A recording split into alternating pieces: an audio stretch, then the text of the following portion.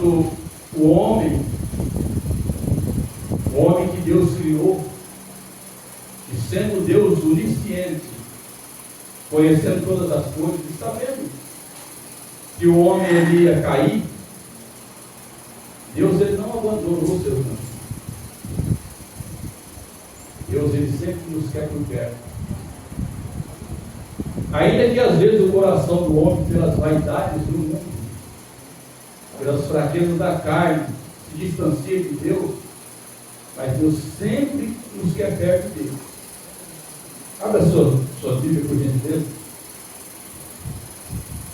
Vamos ver a palavra que o Senhor tem nos dado nessa noite. Vamos ver algumas passagens da Bíblia Sagrada. Abre aí no primeiro livro da Bíblia, Gênesis. O capítulo é o capítulo 1, o versículo é 24.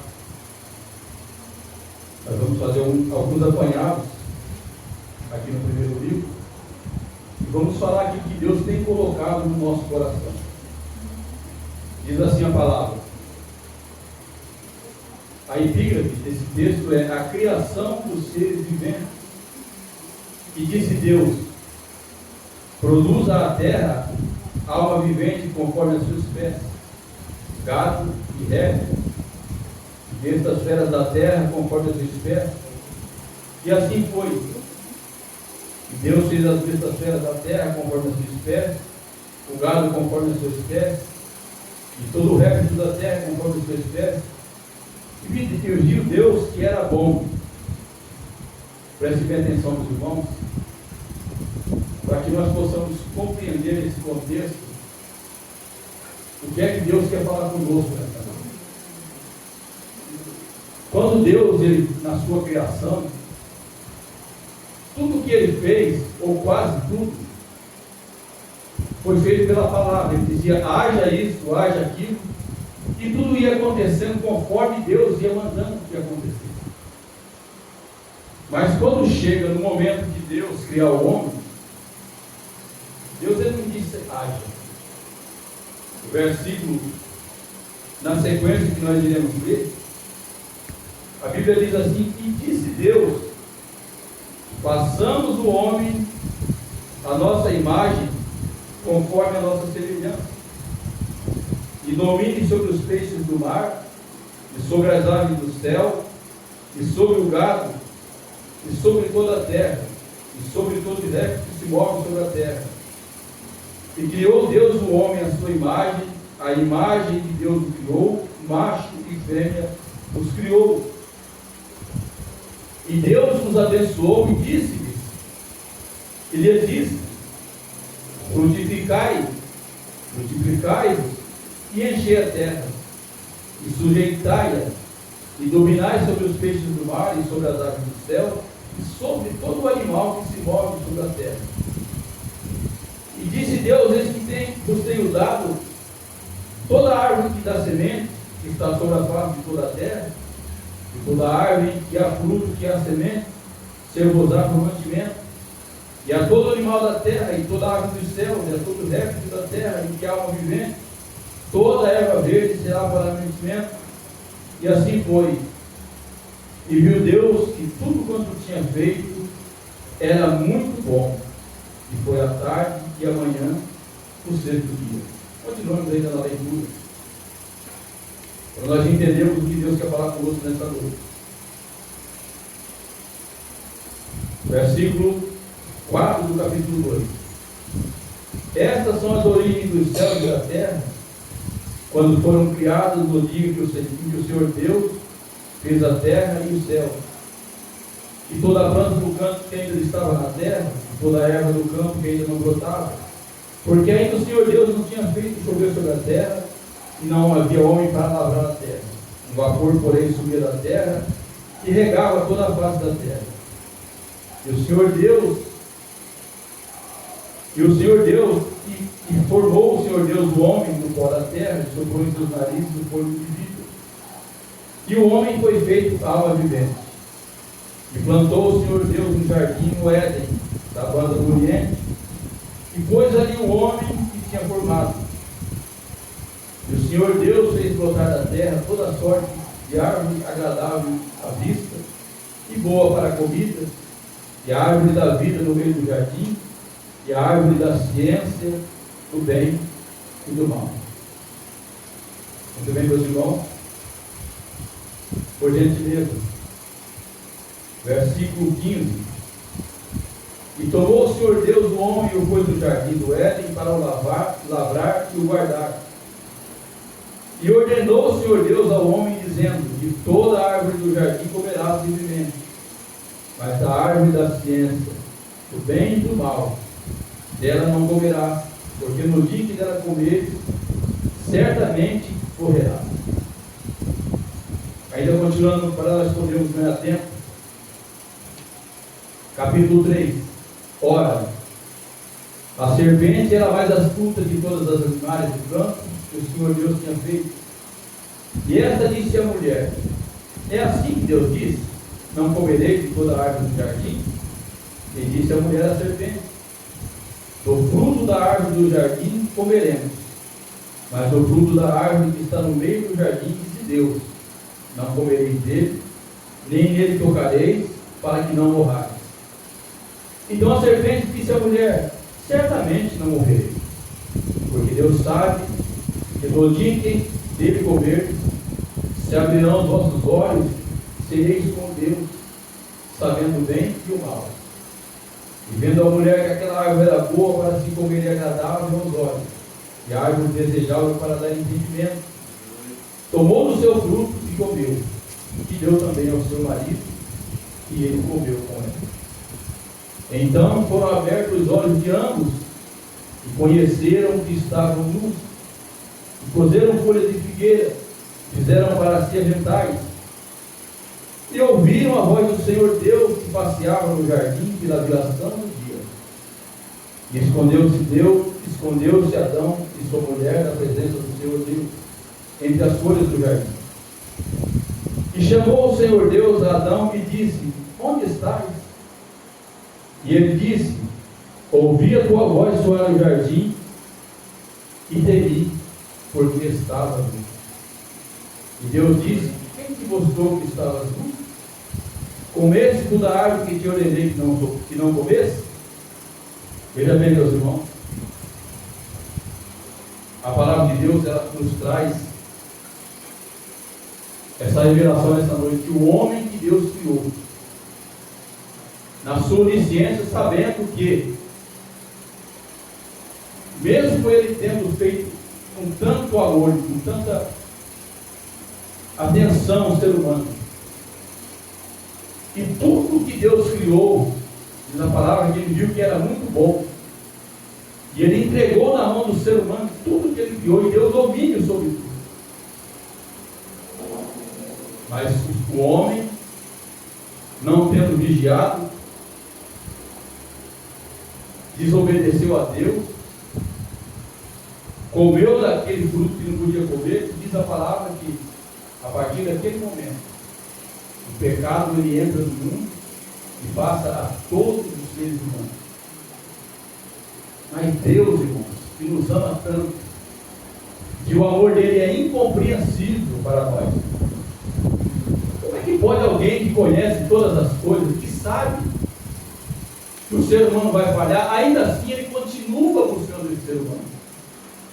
Porque a palavra de Deus diz que Deus, todos os dias, na viração do dia, ele vinha para conversar com Adão e com a Eva no jardim.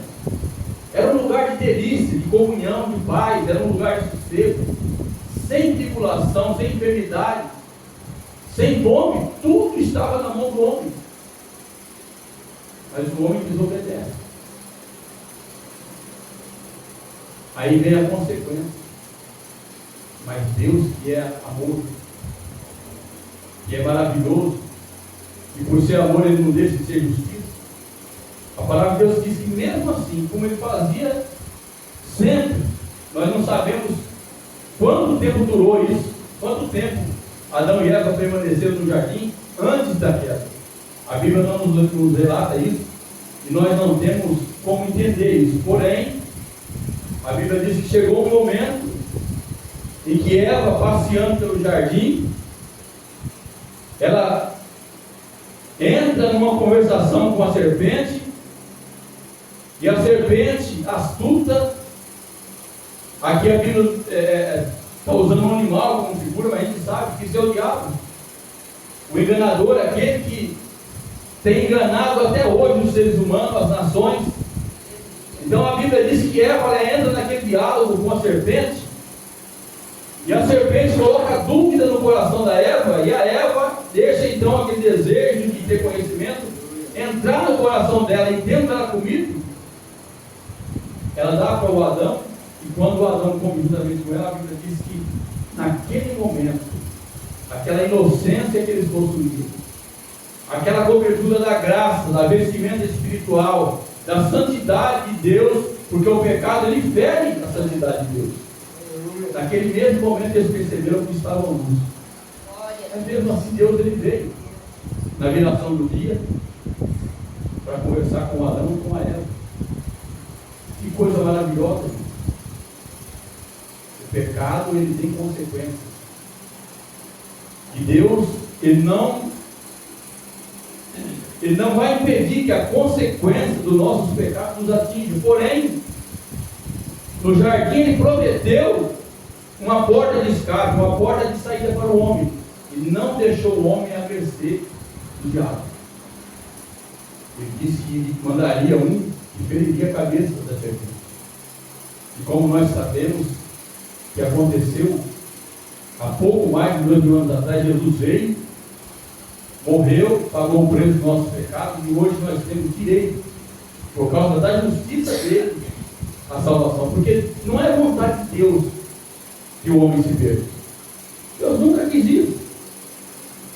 A palavra de Deus, ela vai nos dizer, irmãos, a respeito do coração de Deus. Abra sua Bíblia aí em João, capítulo 14, versículo 16. João 14, 16.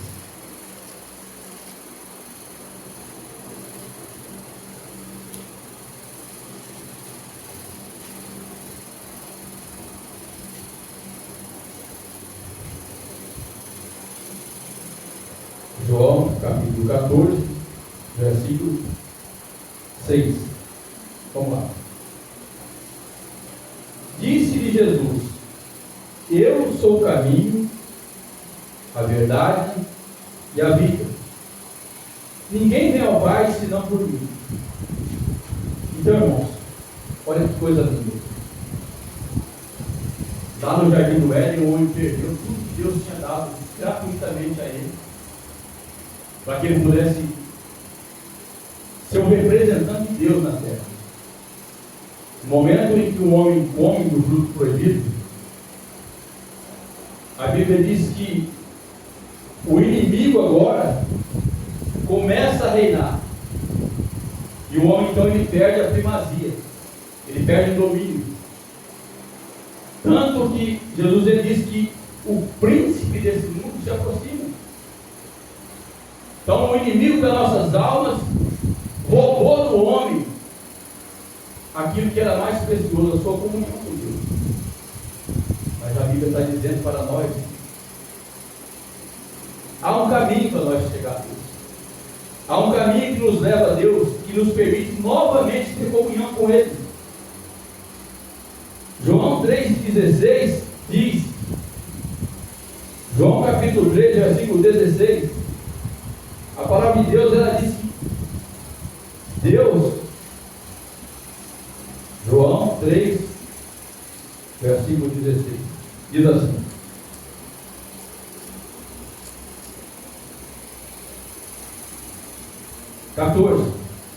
E como Moisés levantou a serpente do deserto, assim importa que o Filho do Homem seja levantado. Está falando da crucificação de Cristo, para que todo aquele que nele crê não pereça, mas tenha a vida eterna.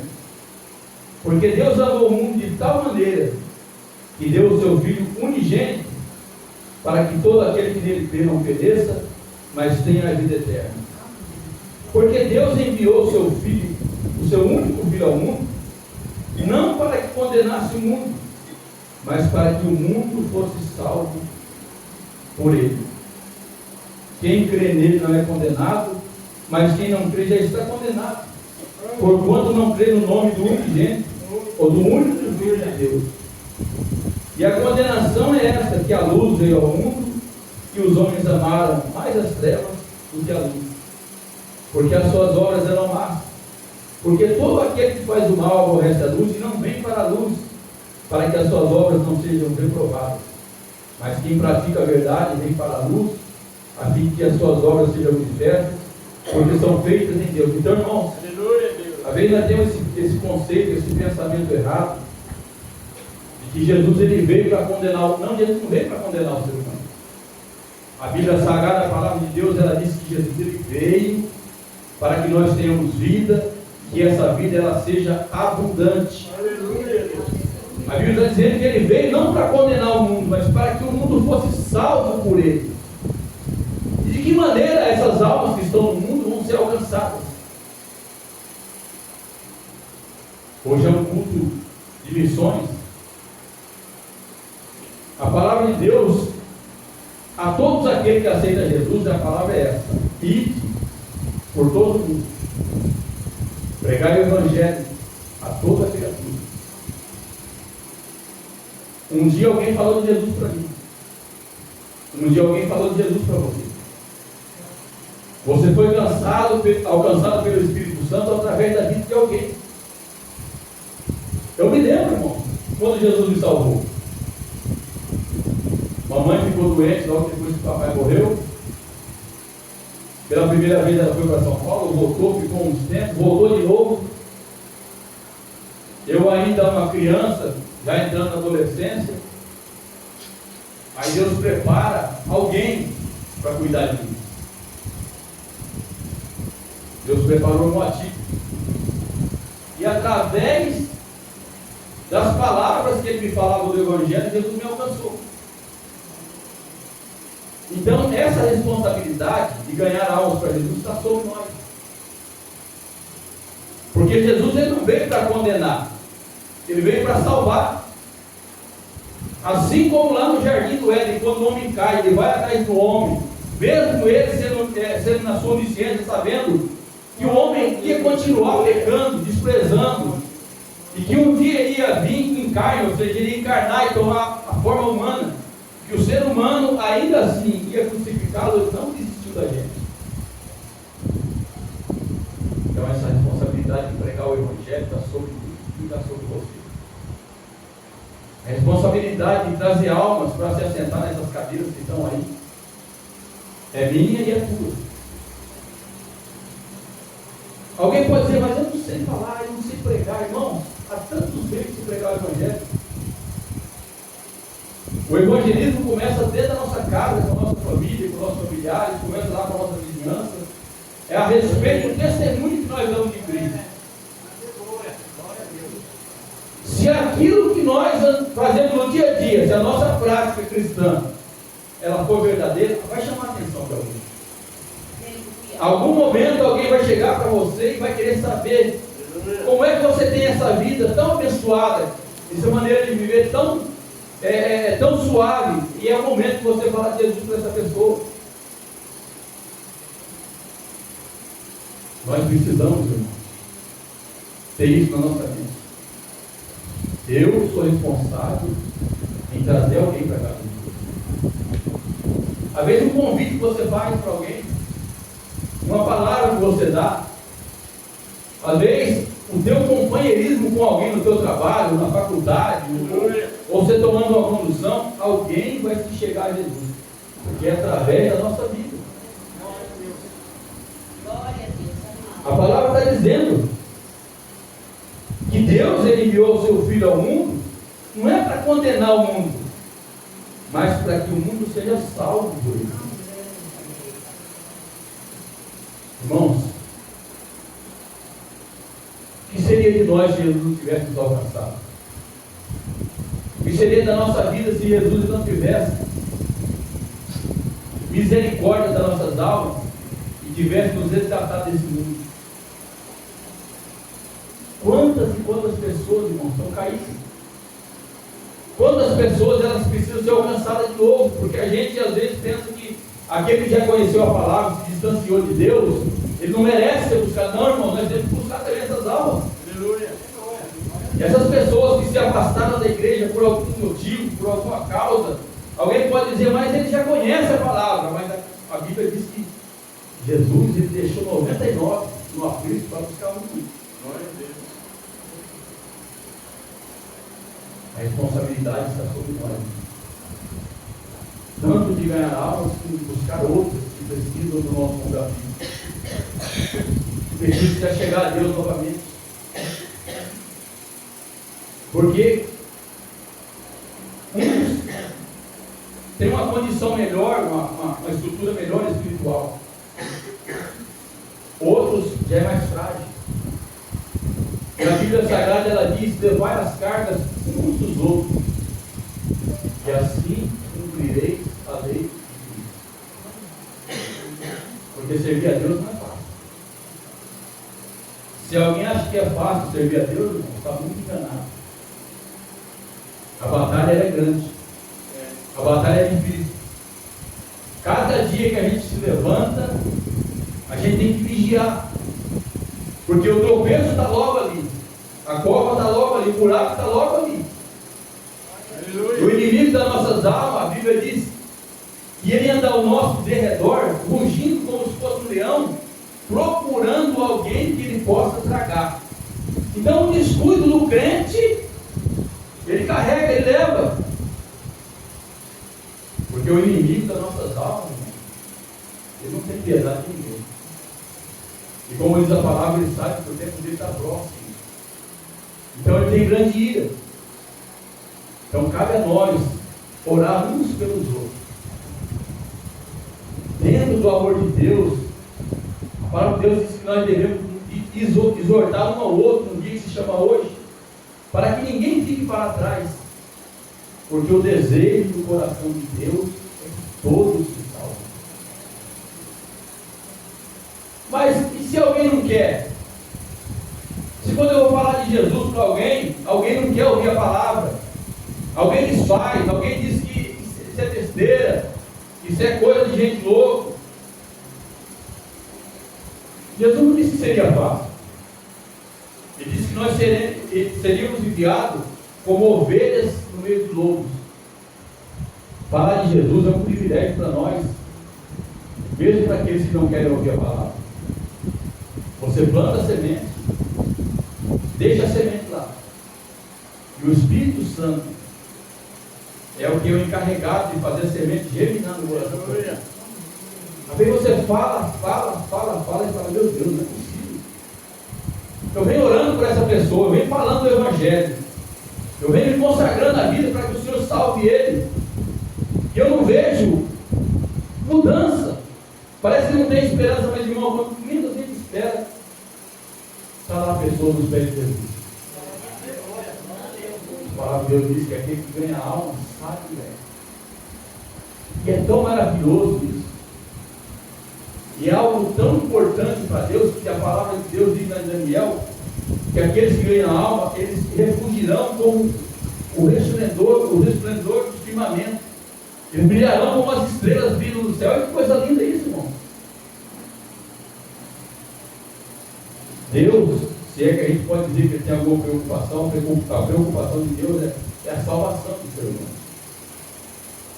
Jesus ele veio não por outro motivo. O motivo da vida de Jesus nessa terra era para nos salvar. Aquilo que é impossível para mim, que é impossível para você, para Deus é possível. Aleluia. Se você levar o Evangelho, se você falar a palavra, se você semear a palavra e regar com oração, irmão, e aquela alma,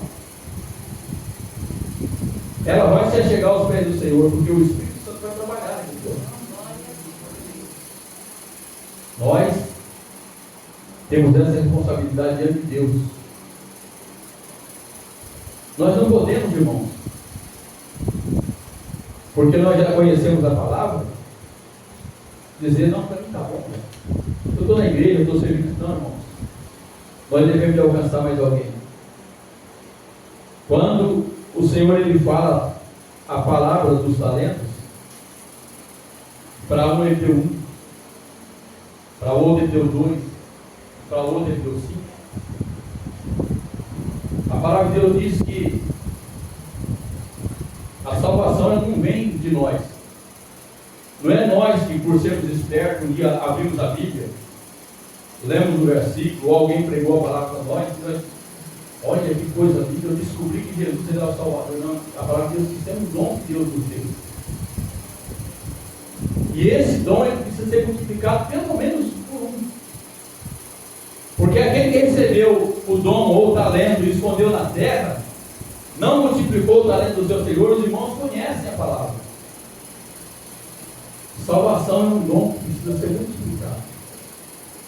Está na tua mão. Olha, meus irmãos, Jesus, ele conta comigo, ele conta contigo.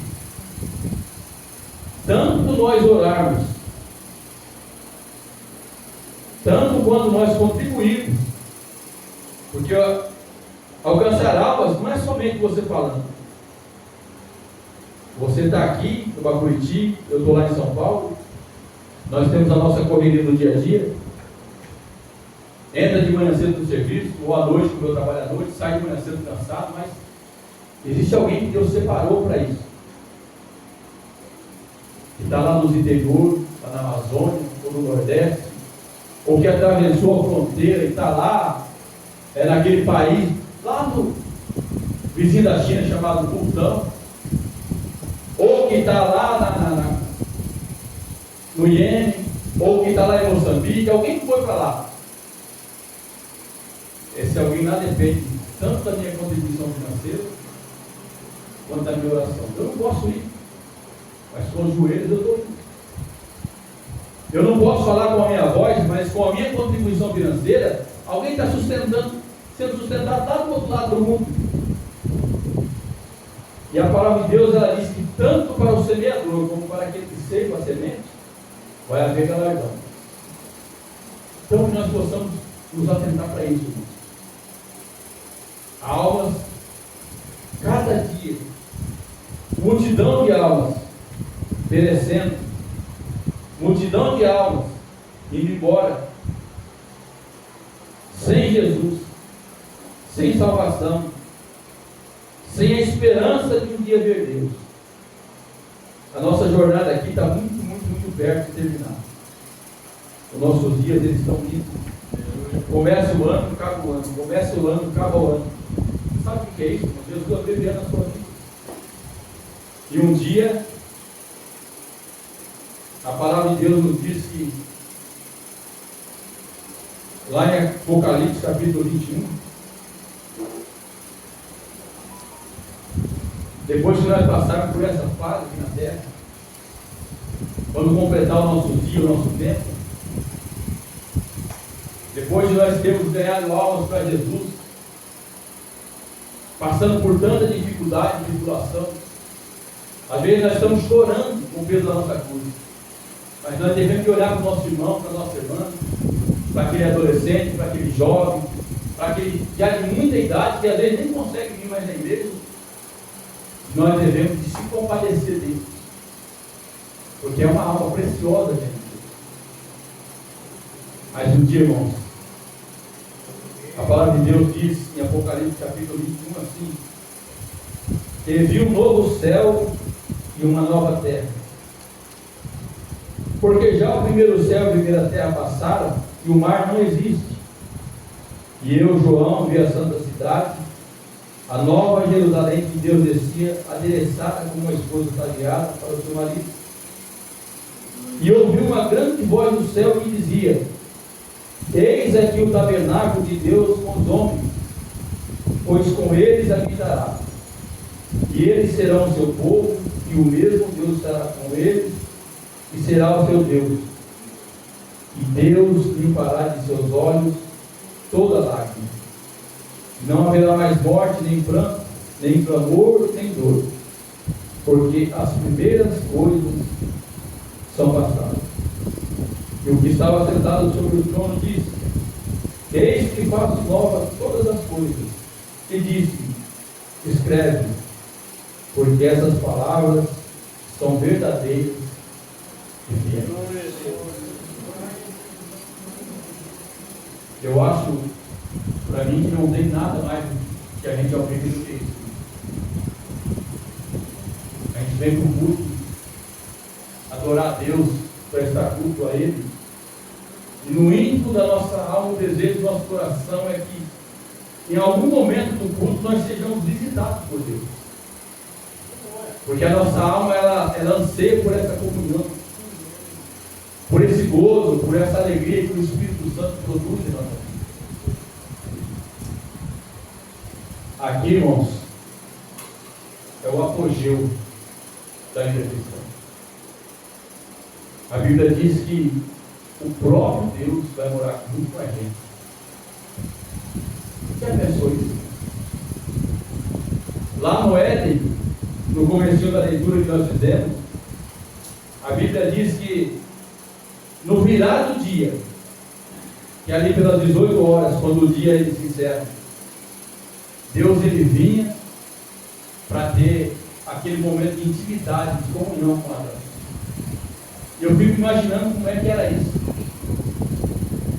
Aquela vida que o Adão levava sem medo, sem a preocupação se ia ter comida no outro dia ou não, ou se alguém ia roubar a casa dele.